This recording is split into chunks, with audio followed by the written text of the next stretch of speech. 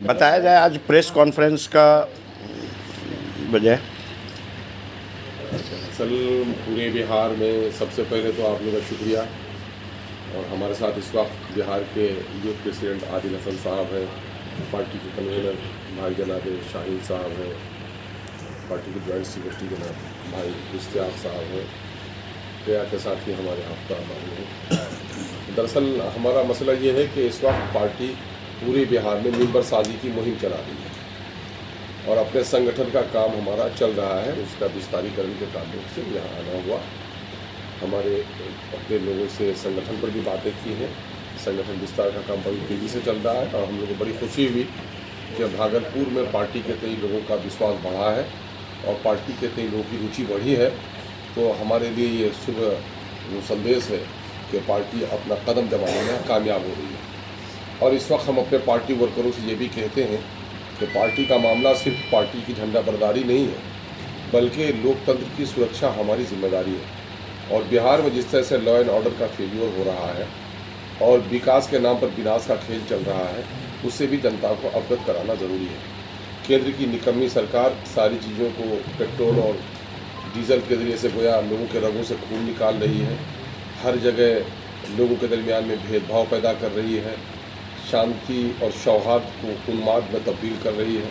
और दूसरी तरफ बिहार की वो सरकार जो अपने आप को सेकुलर सरकार कहती है, वो सरकार भी वही रास्ते पर चल रही है। मामला ये है कि पिछले दिनों में आप देखेंगे कि गया में बाबर की मॉब लिंचिंग हो गई, समस्तीपुर में मॉब लिंचिंग हो गई फैयाज की, फिर कुरैसी की छपरा में हो गई और 2 बच्चियों के साथ अभी बेगूसराय में पंचबीर पंचायत में बड़ी दरिंदगी हुई है। तो मैं कह रहा हूँ कि नीतीश जी के कानून का राज कहाँ है, ज़मीन पर है या आसमानों पर है? ज़मीन पर तो दिखता नहीं है। ये सारी जो चीज़ें हैं। और दूसरी तरफ ये है कि पूरे देश में अक़लियतों और दलितों में एक भेदभाव और एक खौफ का माहौल है। तो इस वजह से हमारे जो राजनीतिक लोग हैं, सत्ता प्रेमी लोग, उनको इससे कोई सरोकार नहीं है। लेकिन MIM सत्ता के लोभ में नहीं रहती है। MIM ये चाहती है कि इस देश में कानून का राज स्थापित हो, संविधान का राज स्थापित हो, सौहार्द बना रहे। अक़लियतों, दलितों, पिछड़ों को जो खौफ है, जो उनकी तरक्की नहीं हो सकी है, उनकी तरक्की हो सके। और ये तभी मुमकिन है जब खौफ से इनको निजात दिया जाए। भय लगा हुआ है, उसी डर और भय को ख़त्म करनी है। हमारा एक एक कार्यकर्ता को जुझारू बनना है, उनके पास इन्फॉर्मेशंस हों, अपनी बातों को रख सकें। उसी की गोया एक कार्यशाला भी हमारा था, तो इसी ताल्लुक़ से हमारा यहाँ आना हुआ है।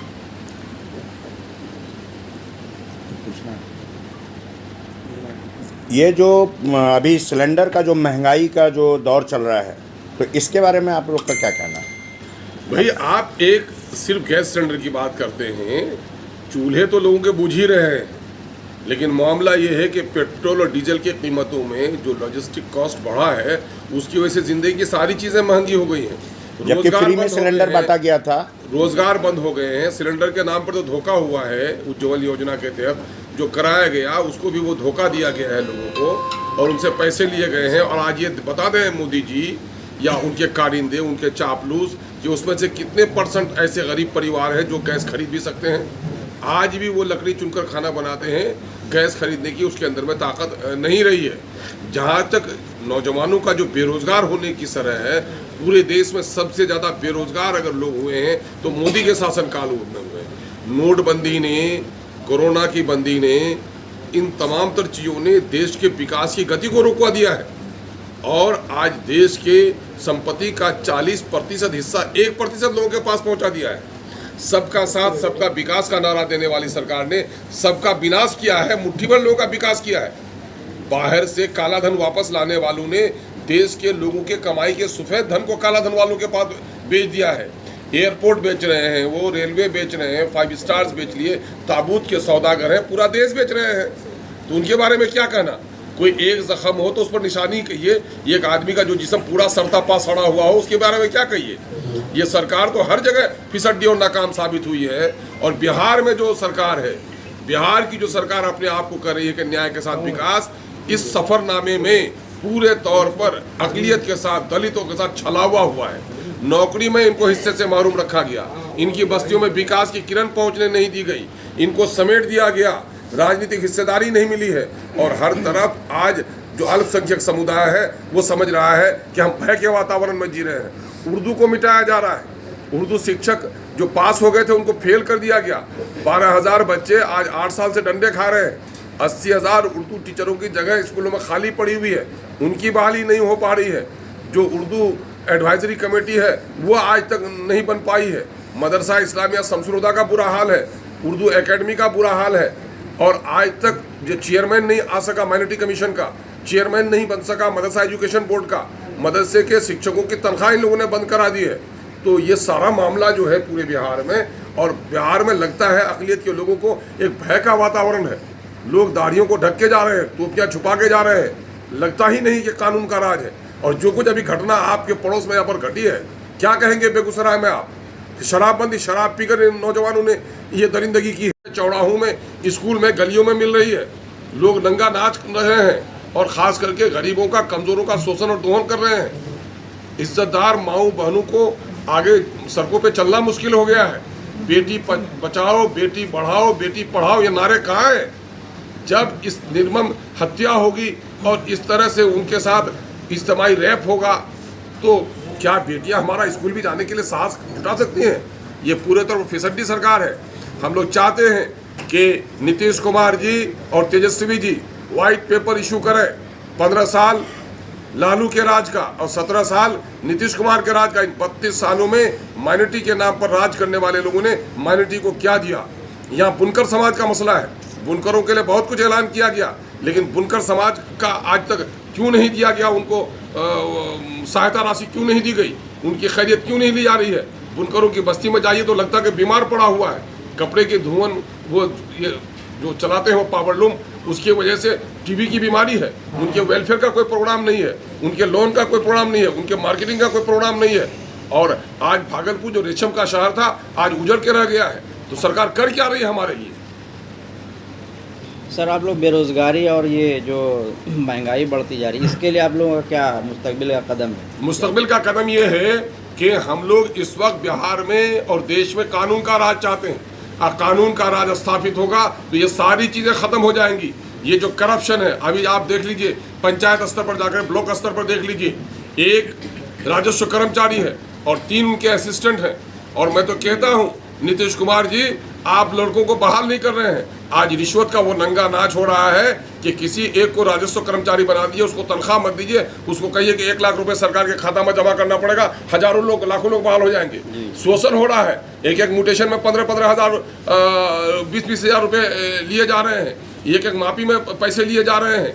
तो मैं कह रहा हूँ जब कानून का राज स्थापित होगा तो जाहिर है कि ऐसे लोगों के हाथों में हथकड़ी लगेगी और जो समस्या है हमारी समस्या का समाधान होगा। ऐसा थोड़े है कि मेरी पार्टी जाए कल नौकरी दे देगी। अरे जो करप्शन हो रहा है, सिर्फ करप्शन को आप काबू कर लेंगे, घड़े का छेद आप बंद कर देंगे तो घर में फिर कोई प्यासा बाकी नहीं रहेगा। यहाँ तो घड़े में पानी भी डाल रहे हैं, घर में प्यासे भी रह रहे हैं, इसलिए कि छेद से सारा पानी बाहर जा रहा है। तो रिश्वत और करप्शन के जरिए से पूरे आवाम के खून और पसीने के टैक्स के पैसे ये लुटेरे लूट रहे हैं। एक एक क्या जो छापामारी हो रही है, एक एक इंजीनियर क्या, जूनियर इंजीनियर क्या, करोड़ों की राशि मिल रही है। क्या मतलब? ये करोड़ों की राशि सिर्फ वो जो लोग इनको कमीशन नहीं पहुंचा तो उन्हीं को पकड़ते हैं। मेरा दावा ये है कि 90% लोगों के यहाँ इस तरह की धनराशि है और ऐसे लोग हैं कि सरकार के अमचो चमचों को खिलाते पिलाते रहेंगे, इसलिए बचे हुए हैं। जनता के खून और पसीने की कमाई इन अफसरों ने लूट लिया है और इस पर सरकार कोई कार्रवाई नहीं कर रही है। स्कूल है, टीचर है, बच्चे की पढ़ाई नहीं हो रही है। अभी असर की रिपोर्ट आई, मिडिल स्कूल को हाई स्कूल बनाया है, वहाँ से नामाकरण कर दिया है, उत्क्रमित कर दिया है, कोई टीचर बहाल नहीं किया। आज तक इनके जो साइंस की लेबोरेटरीज है, लेबोरेटरीज में करोड़ों की खरीदारी हुई है और आज तक लेबोरेटरी का ताला नहीं खुला, कंप्यूटर के क्लासेस शुरू नहीं हो पाए। और जो बच्चों को साइकिल के नाम पर, पोशाक के नाम पर ये राशि दे रहे हैं, ये ब्राइब है कि वो ये समझ रहे हैं कि जनता मूर्ख है और हम उसको दे रहे हैं कि ये नीतीश बाबू अपने घर से दिए। उनको चाहिए पढ़ाई लिखाई और आज कोई भी गरीब का बच्चा साल भर में 12,000 15,000 कोचिंग में देता है, कोचिंग क्लासेस के जरिए से उनके बच्चे पढ़ रहे हैं। अगर सिर्फ सरकारी स्कूलों के भरोसे पर रह जाए, एक बच्चा हमारा नहीं पढ़ पाएगा। तो ये 3,000 रुपये की साइकिल, 1,000 रुपये का पोशाक, 4,000 में उस बेचारे को 12,000 जमा करना पड़ रहा है। तो फायदा क्या हुआ है लोगों का? आज जो जहाँ तक आप देख रहे हैं लोगों को देना है अनाज, वो अनाज देना है 10 किलो, तो वहाँ पे मिल रहा है 9 किलो। सारे पैसे भी उनसे ज़्यादा लिए जा रहे हैं। ठगी का बाजार हर तरफ गर्म है, कोई एक जगह नहीं, एक दो जख्म नहीं, पूरा जिसम है छलनी। दर्द बेचारा परेशान के कहाँ से उठे।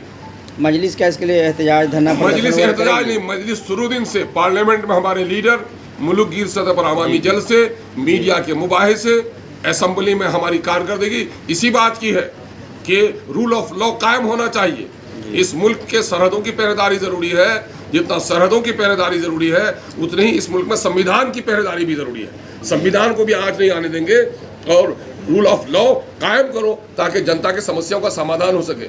मेहतर का बेटा हो या राजा की संतान, सबको मिलेगा अवसर एक समान। ये नारा कहाँ गया? काहे नहीं मिल सका? दलितों की बस्ती में आज भी उनके चेहरे पिचके हुए हैं, घर उजड़ा हुआ है, बच्चे बीमार पड़े हुए हैं, दवा के लिए भी उनका इंतजाम नहीं है।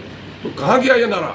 गरीबों के बच्चे स्कूल नहीं जा पा रहे हैं, गरीबों को रोजगार नहीं मिल पा रहा है, समाज में इनसिक्योरिटी फील कर रहे हैं लोग हर तरफ, इज्जत पर धावा है, दौलत पर धावा है, गर्दनें काटी जा रही हैं। कहाँ है कानून? क्या कर रहे हैं लोग? सन 2024 में हमारी पार्टी के संगठन का विस्तार हुआ है, आम जनों का रिश्ता हमसे बढ़ा है और हम पिछले दिनों में 19 सीट पर लड़े थे। आने वाले दिनों में उससे ज़्यादा सीटों पर लड़ेंगे। पार्लियामेंट में भी दर्जन भर सीट की हमारी तैयारी हो रही है और इसी के लिए हम मेहनत कर रहे हैं कि हमारा संगठन विस्तार हो और अपने संगठन के विस्तार के नतीजे में हम अपने अगले की रणनीति तय करेंगे। आप अपने बलबूते लड़ेंगे या फिर इत्तेहाद होगा? नहीं, हम लोगों ने 2019 में भी बाज़ाब्ता प्रेस कॉन्फ्रेंस करके पटने में बिहार के सो-कॉल्ड सेकुलर पार्टियों को न्योता दिया था कि बिहार में बीजेपी की हुकूमत ख़त्म करने के लिए कोई एक पार्टी सक्षम नहीं है, उसके लिए एक अलायंस बनाने की ज़रूरत है। अगर ऐसा कोई अलायंस बनता है तो हम उसमें जाने के लिए तैयार हैं, अगर कोई हमारे साथ आए तो हम लेने के लिए तैयार हैं। आपके सरबराह असदुद्दीन ओवैसी सभी पार्टी को गालियाँ देते हैं कि हम चाहे कांग्रेस हो या भाजपा हो या दीगर पार्टियाँ, तो आप अपना वजूद कैसे खड़ा कर पाएंगे? एक बात तो पहले क्षमा कीजिए कि मेरे नेता से ज़्यादा कोई सभ्य है ही नहीं, इसलिए गाली का शब्द तो उनसे जुड़ता ही नहीं है। हाँ, राजनीतिक तौर पर, संवैधानिक तौर पर आलोचना करते होंगे और आलोचना करना भी चाहिए। मिरर का काम ये है कि काला कलोटे को काला कलोटे दिखाए, गोड़े को गोड़ा दिखाए, है ना? तो वो मिरर का काम करते हैं और जिन लोगों के चेहरे बदनुमा है उनको तकलीफ हो रही है। भागलपुर में आप बैठे हुए हो, तातारपुर की वो जो कुएं भरे पड़े थे, लाश से किनके कारनामे थे? कौन थे बिहार की गद्दी में? कांग्रेस नहीं थी क्या? जब गुजरात जल रहा था, नीतीश कुमार उनके साथ नहीं थे क्या? तो इनसे लोगों को चिढ़ हो जाती है। तो बदसूरत लोग जो होते हैं आईना से घबराते हैं और वही लोग हैं जो अवेशी से घबराते हैं। अभी आप इत्तेहाद की बात कर रहे थे कि मैं किसी से इत्तेहाद कर सकता हूँ, लेकिन जो पार्टियाँ अभी हैं बाकी अजीम इत्तेहाद में आ गई हैं, तो आप किससे इत्तेहाद करेंगे? मैं कह रहा हूँ कि अगर अजीम इत्तेहाद को हमने कहा कि भाई अगर हम तुम्हारे साथ आते हैं तो और शक्ति तुम्हारी बढ़ेगी, लेकिन अजीम इत्तेहाद के लोगों का कहना ये है कि माइनॉरिटी के वोट्स चाहिए हमको, माइनॉरिटी की लीडरशिप नहीं चाहिए। ये लोग माइनॉरिटी को लीडर बनने नहीं देना चाह रहे हैं। कोई हमारी मस्जिद तोड़ रहा है, कोई हमारी क़यादत तोड़ रहा है। तो ऐसे रास्ते में हमने अलग रास्ता अपनाया है। पिछले दिनों में हमारा गठबंधन बना था, हम बिहार में माइनॉरिटी, दलित, अति पिछड़ा को जोड़कर हम अपना अलग से गठबंधन बनाने का प्रयास भी कर रहे हैं। तो क्या आप बिहार में 40 सीट पर खड़ा करेंगे अपना? नहीं, हमने पहले भी कहा है कि हम अपने संगठन का विस्तार करने वाला है, हम उसके लिए कुछ ज़्यादा तैयारी कर रहे हैं। Thank you. रात में मिक्सर से आप कितना शानदार प्रोग्राम कर रहे हैं। कहाँ मिक्सर भाई इतना पीछे आगे उसको अपना गाँव का ससुराल है। अरे हाँ, वो तो कर